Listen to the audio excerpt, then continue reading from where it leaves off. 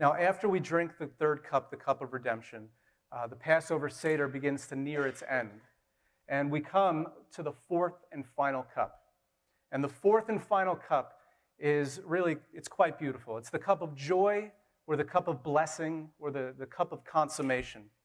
And what this cup represents, it represents the conclusion of those four promises, the fulfillment of those four promises that God has made.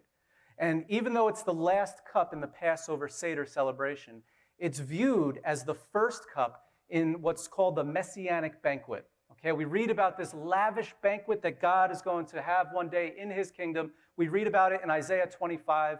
We read about it in Revelation, as the marriage supper of the Lamb. Okay, so this cup, it's the last cup in the Seder, but it's the first cup in that Messianic banquet. It is the first, it represents the consummation, the fullness of God's kingdom. And I believe that this is the cup that Jesus was referring to when he said, I am not going to drink again from the fruit of the vine until I drink it new with you in my Father's kingdom. Why?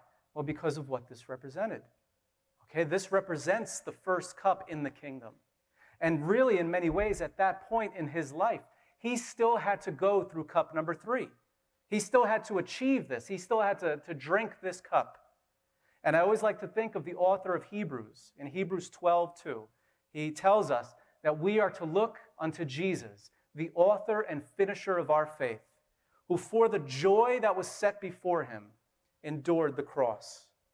So looking ahead to cup number 4 and everything that this cup represents, he went through cup number 3. He endured the cross. And I'm sure you'll agree with me. I am really looking forward to that moment when we are all gathered together, okay? Jew and Gentile, redeemed by the blood of the Lamb from every tribe, nation, and tongue.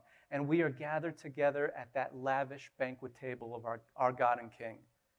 And then he lifts up this cup with a pierced hand, and we all drink together and taste the fullness of what God has done for us.